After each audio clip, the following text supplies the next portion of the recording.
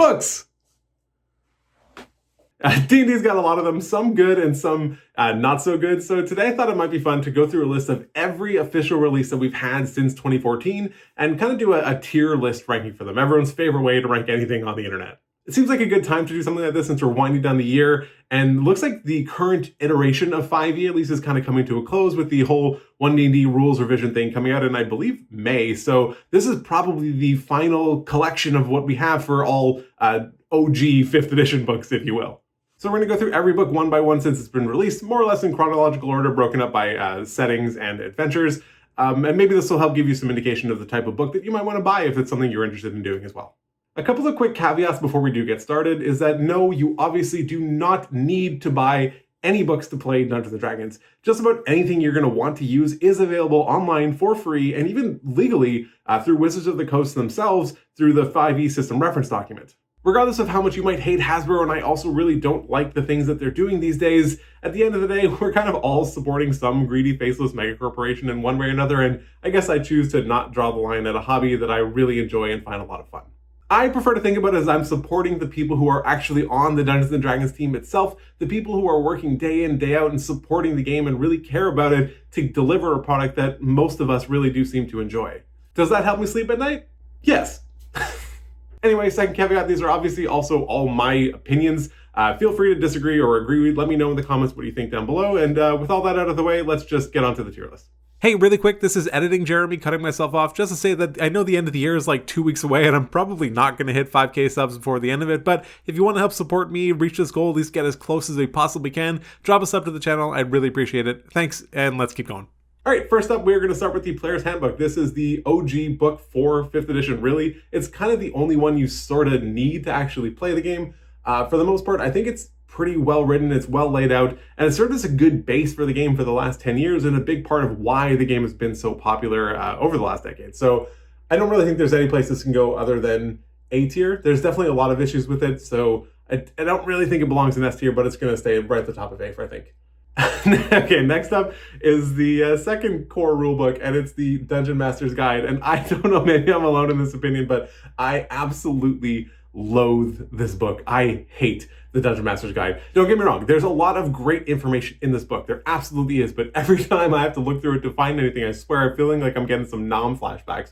I find it so challenging to look through and find anything in a book. I cannot put this, in my heart of hearts, I cannot put this anywhere other than F tier. I hate this thing. I want to love it. I really want to love it, but I hate it so much. So that's sitting in F tier. I'm sure there's going to be some people that disagree with me on that.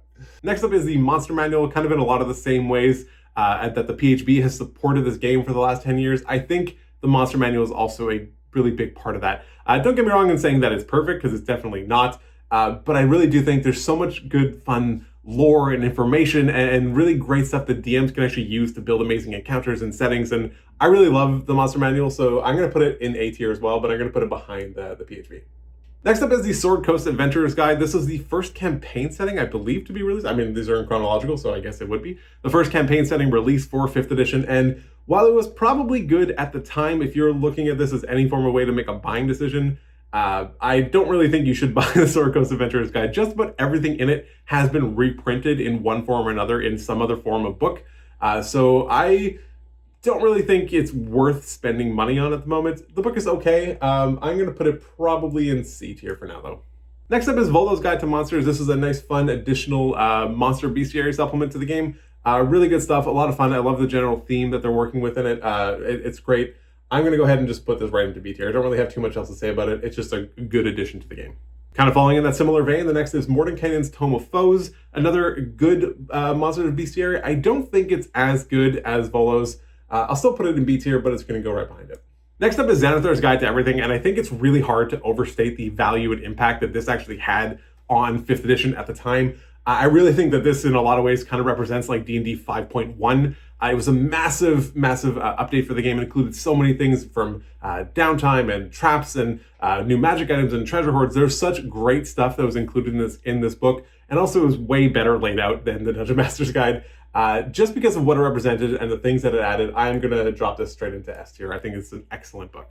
Next up is the first of the D&D Magic the Gathering crossovers, and that's Guildmaster's Guide to Ravnica. I think this book is just solidly mid. You don't really hear too much about the book. I've kind of skimmed through most of it. A lot of it's pretty good. There's some pretty setting-specific stuff, I guess, but I like it. I'm going to put it into B tier as well, but I'm going to put it ahead of Sword Coast Adventurer's Guide.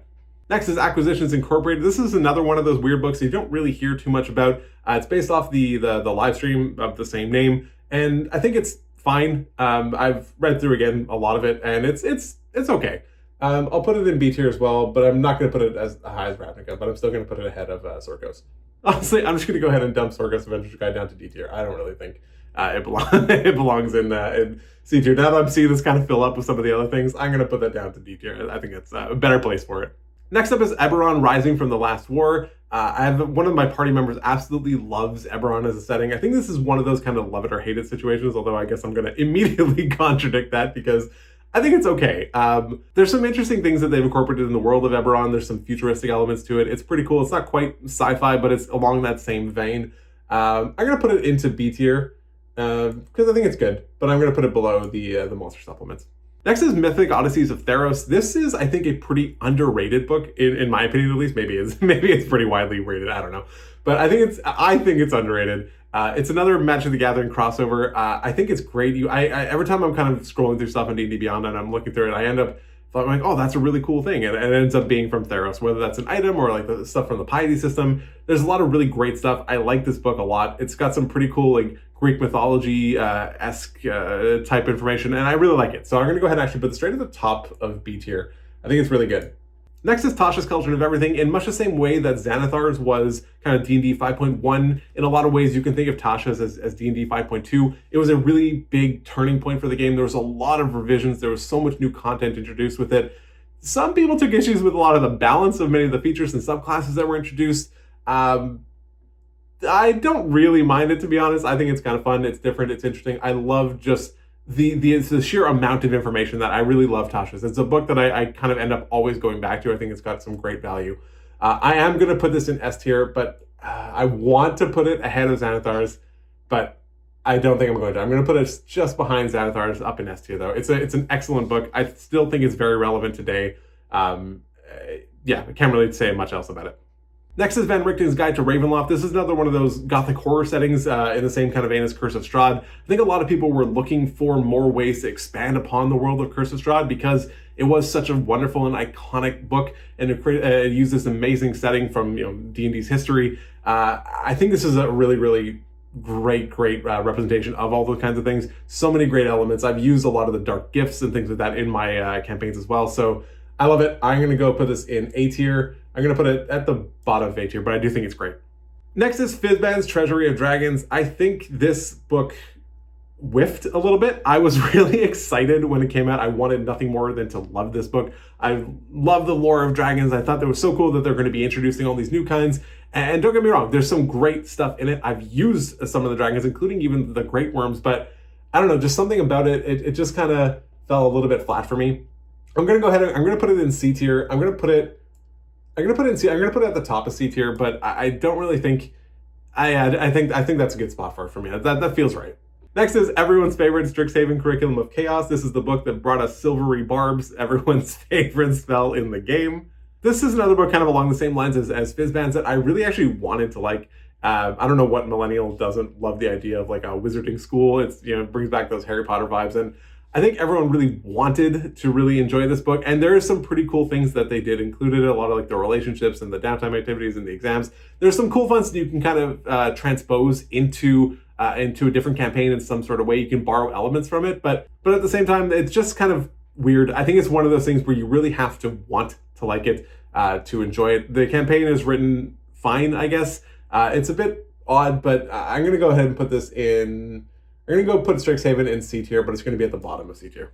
Next is Mordenkainen's Monsters of the Multiverse. This was kind of like an amalgamation of Mordenkainen's Tome of Foes and Volo's Guide to Monsters into one, except they got rid of all of the stuff that actually made that book, to me at least, really interesting, which is most of the lore. It does incorporate a lot of really cool things, and I do like the book. It's another one of those where I want to like it more than I do, but I just feel like with stripping out so much that they did, I can't really put it in the same tier. as the other ones. I don't think this belongs to be in B tier. I'm going to go ahead and put this into C tier. I'm going to put it between Akink and Ravnica. I think that's a good spot for it. Next is Spelljammer Adventures in Space. This release really struggled, not the least for the fact that this was an adventure book that was largely based on ship-to-ship combat in space, and they didn't actually include any rules for how you should appropriately do that, which is a little bit of a whiff. There was some racist issues with some of the races involved in it, and I think it really kind of fell flat. People were really excited about this book because it was bringing back a campaign setting, a much beloved campaign setting from D&D's past, and the whole triple book box set thing was a bit of a shame too because it was really expensive, and you kind of felt like you weren't actually getting that much value out of your purchase. I'm going to drop this. This is going to be my first E tier pick in here. Next is Bigby's Glory of the Giants. I actually really liked this book. I think there was a little bit of a lull in a lot of the D&D releases in 2021, 2022, but I think 23 had some okay ones, to be honest. And I think Bigby's is one of them. I liked it. I admit I'm also kind of a sucker for giants. I think they're really interesting and really fun. So I liked a lot of the stuff they incorporated in it. I loved a lot of the items. I loved the lore. It was a fun book to read, and I really enjoyed it. I'm going to go ahead and put this in B tier. I'm going to go ahead and put it actually ahead of Theros as well. I surprised myself with how much I actually enjoyed going through this book. Next is Planescape Adventures in the Multiverse, much like Spelljammer. This was another one of those 3-book box sets. The difference is that this one was actually a lot better. I still don't think it's great. I still didn't love the whole 3-book thing. It really does not feel like you're getting your value despite the fact that you're getting 3 books. They're 3 much smaller books. So it's good. I kind of hope they stop doing that in the future, to be honest. I'm going to go ahead and put this in C tier. It's going to be at the bottom of C tier, though. Next is the Book of Many Things. This is another 2023 release that I was really looking forward to because it has a physical copy of the Deck of Many Things, which one of the players in my campaign actually has. So I would love to actually have one. I think that'd be really cool and really fun. Nevertheless, I do have the digital copy. It's a good read. It's fun. I don't think it's revolutionary, but I do like a lot of the takes and the spins that they took on the game. Or the deck rather. So for that creativity and for the different things that they included, I'm going to go ahead and put this one into B tier. I'm going to put it at the bottom of B tier, but I do really like it. I think it's a great book. All right, so now we're finished all of the campaign settings and supplements and things like that. So we're going to be looking at the adventures now. We're going to be starting with the Lost Mine of Phandelver, which was the first starter set for the game that came out way back in 2014. And this is probably going to be a little bit of a hot take. Well, I mean, maybe it's not a hot take if you've watched my channel. I actually made a video about it. I really do not like the Lost Mine of Phandelver. I'm not going to say that it's terrible. I think for its time and for when it was released and what they knew about 5th edition and trying to incorporate people that were both new to the game, to D&D in general, but also might have been like D&D veterans from past systems, it really was kind of stuck between a rock and a hard place. But as a result of that and some of the books that came later, I really just don't like Lost Mine of Phandelver. Yes, it's free on D&D Beyond, so that's really cool. So if you're going to do that, there's nothing wrong with the adventure. But I cannot justify putting this any higher, honestly, than D tier. I really just don't enjoy this book. I'm probably going to get a lot of flack for that, but I don't think it's that great. I think, yeah, that's all I'm going to say about it. Next up is Tyranny of Dragons. This is the 2023 re-release and combination of Horde of the Dragon Queen and The Rise of Tiamat. 2 of the probably worst adventures in 5e's history. Again, it's more of a product of its time. It kind of suffered for being early. I don't think either of those books are great, and I also don't think that this re-release did a lot to actually improve them. I'm going to go put it in D tier, but I'm still going to go put it above Lost Mine. Sorry. Next is Princess of the Apocalypse. This is one book that I really wanted to like. You hear a lot of great things about it when you read online, but man, it is hard to actually run and hard to get through. I've read through most of it because I wanted to actually run it for my group, but I ended up deciding against it because it just feels, I don't know, it feels really challenging to actually kind of make sense of it all and actually put it together. I feel like it's one of those, if you do, it can be really rewarding, and if you have the right kind of group, maybe it's a great experience, but I couldn't really get into it. I do think it's really interesting though. I'm going to put it in C tier. I'm going to put it above, I'm going to put it above Strixhaven though. I think it's better than that. Next is Out of the Abyss. This is another cool adventure that takes place primarily in the Underdark, which is another like beloved kind of setting for D&D. It's pretty cool. It's fun. I like it. I've actually incorporated a lot of elements of Out of the Abyss into my current campaign that I've been running. I've kind of just been mishmashing different pieces of different books together, but I think what it does is really fun. It's another one that can be challenging and a little bit of a slog to run. So if you can get through it, it can definitely be worth it. But the whole prison thing at the beginning is really cool and really exciting, but it's different. I like what they tried to pull off with it. I'm going to go ahead and put it in B tier. I'm going to put it kind of in the middle-ish of B tier. I think it's a good book. Next up is Curse of Strahd, and honestly, I'm just going to do it right away. I don't think there's any place that this can go other than the top of S tier. I really think it's probably the best written adventure for 5th edition, and it doesn't even matter whether you're super into the whole gothic horror theme or not. You really don't need to be. Curse of Strahd is written so well. It's got these incredible chapters in it that are dedicated to kind of giving life to the setting itself, and there's so much more show, don't tell. And I think it's so powerful. It's incredibly written. There's a reason why it's so beloved by just about everyone who plays 5e, to be honest. So yeah, absolutely, that's a top deck in S tier. Storm King's Thunder is interesting. I actually ran a really good chunk of this campaign for my group. As I said before, I love giants. I thought it was really cool. We were all super into it, but my God, when you open up chapter 3 of this book and you see something, there's like 163 different locations or something like that. And it's just the most depressing thing you'll see in a book. And yes, no, obviously you don't need to read every single page or every single section of that. It's really just, supplemental information. It's almost like it's a campaign setting at the same time as trying to be an adventure, but it's daunting to see. Otherwise, the adventure itself feels pretty disjointed at times, and it's really like there's a lot of work that you have to do as a DM to actually make this campaign work, and that's kind of not the point of a campaign setting or picking up an adventure module to me. Like, I get it, it's a different type of adventure module that might appeal to different people, but if you're the type of DM that buys a book because you don't really want to do a lot of the work, this is the wrong book to buy. You have to do so much work. So kind of for that reason, I'm going to go ahead and put it in D tier, actually. It'll be at the top if I can get it to work. There we go. It'll be at the top of D tier, but I think that's kind of where it's got to live. Tales from the Yawning Portal was the first anthology kind of series for D&D. There's only a few adventures in there, I think only 5 or 6, but it's a little bit different in what they tried to do. They tried to port up a lot of the old, really famous first edition modules, things like Tomb of Horrors, and bring them into the modern 5e setting. I think they did a good job. I think it's a lot of fun. It's a good book. I've run Tomb of Horrors for my party out of this book and kind of combined it with elements from the first edition one as well. We had a good time. You definitely got to do a little bit of work, but it's good. I'm gonna go ahead and put this one in C tier. I'm gonna put it above Ravnica. I think it was good. Tomb of Annihilation is one of the only books on this list I really haven't read or even at the very least skimmed through. The reason for that is because I was actually a player in a Tomb of Annihilation campaign that's kind of on pause at the moment, but it seemed really fun. I love the hex crawl elements of it. I love the kind of the world. I love the jungle atmosphere. I think it's really cool. Because I don't know a lot about it, but I'm enjoying playing it. I'm enjoying uncovering the mysteries, and I love that they kind of tried to revive the whole Tomb of Horrors into a little bit of a different way. I think it's fun. I'm gonna go put it in B tier. It seems to be a pretty enjoyable spot for me. I'm gonna go put it. I'll put it honestly. Yeah, I'll put it behind Theros because I really just like that too much, and I don't know enough about it. Like I said, Waterdeep Dragon Heist, I don't really have a lot to say about. I've skimmed the book. It seems like it has that interesting kind of seasonal mechanic, so it's a little bit different every time. It does lead into Waterdeep Dungeons of the Mad Mage, which we'll talk about next, but I think it's fine. I'm going to go ahead and put it in C tier. I'll put it at the bottom of C tier. Yeah, you know what? It's going to be better. I can't put a Ballistic Statement. It's going to be better than that. And now we do have Waterdeep Dungeons of the Mad Mage, which is, I believe, the only 5th edition adventure that actually goes all the way to 20th level. Fun fact, this is actually the base for the campaign that I've been running for the last 3.5 years.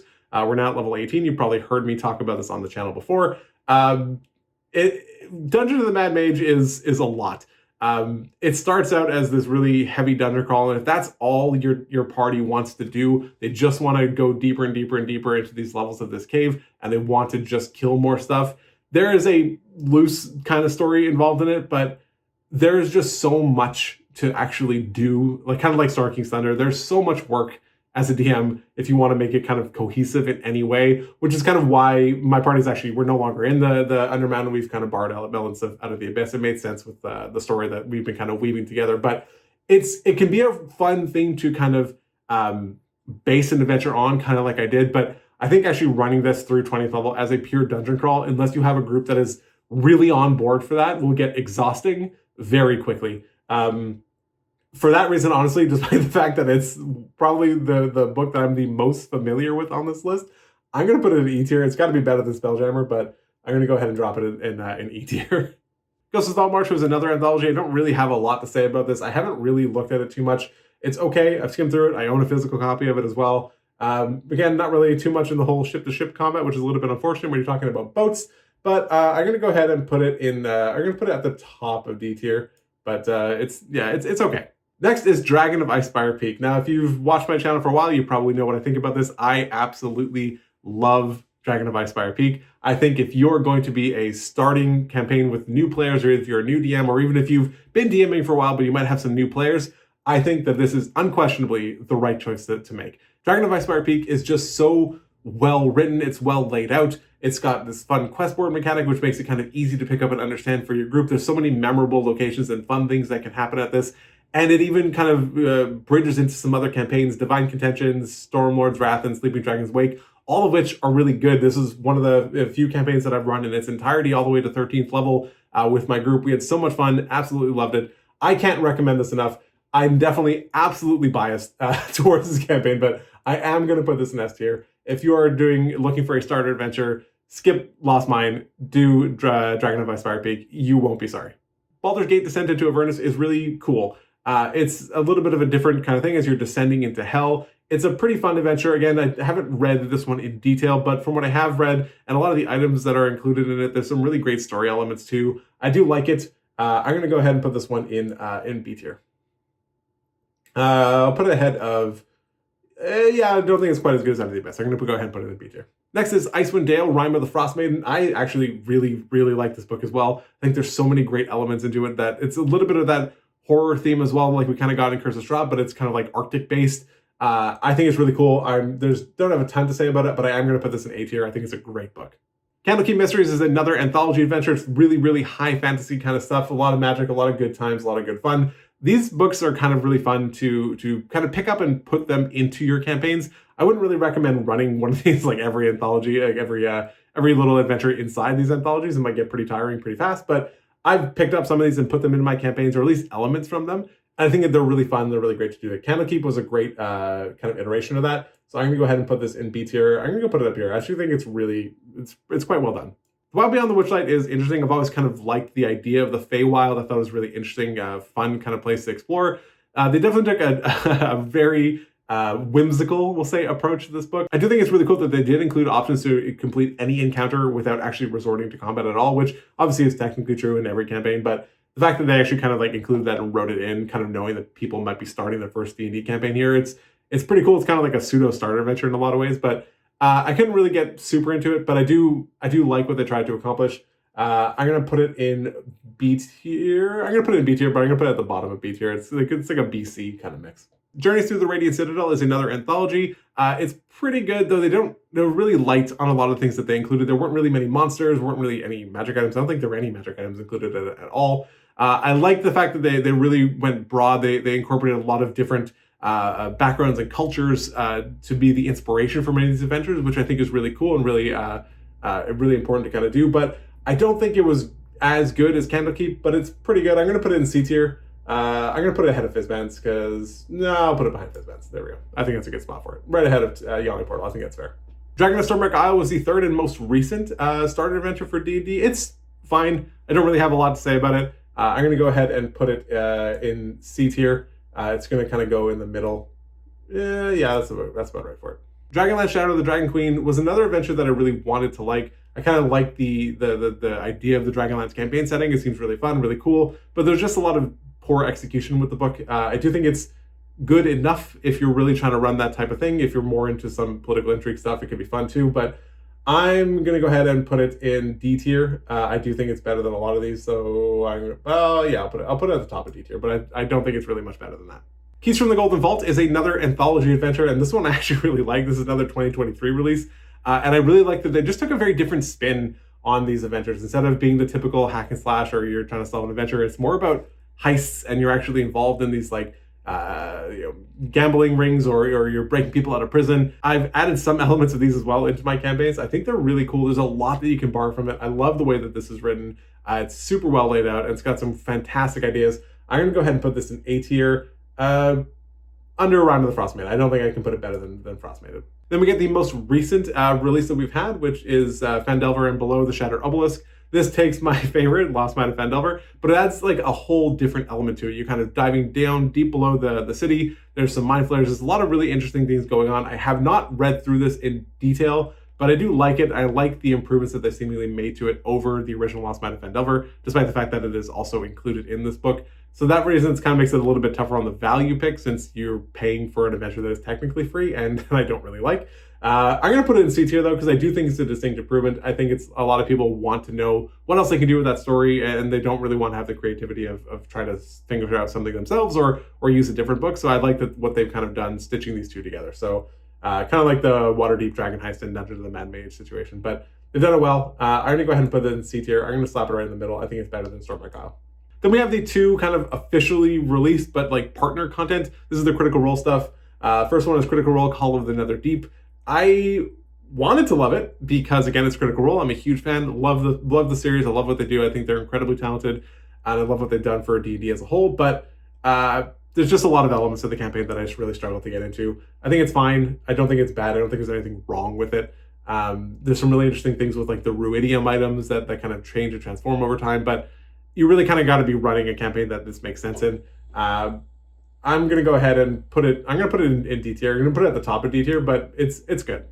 Finally, we have Explorer's Guide to Wildmount, which is another Critical Role book. This is the campaign setting where season 2 took part in, and where some elements of season 1 at least.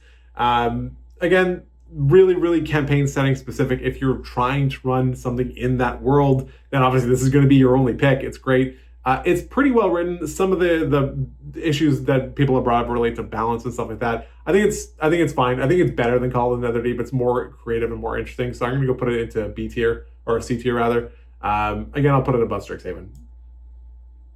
So that's it. That is my tier list ranking for every official 5e release that's come out since 2014, and probably until we get the rules revisions coming out next year. Again, you don't have to buy everything, and you don't have to support Hasbro if you don't want to. Like I said before, I like to think about it as supporting the people who actually care about it, who are actually making the game, and that makes me sleep better at night. Anyway, just let me know how right or wrong I was in the comments. I'm sure there's a few in here that I'm going to get absolutely shredded for, and honestly, I'm here for it. This is a really fun video to make. Let me know if you like this kind of stuff, but otherwise, take care.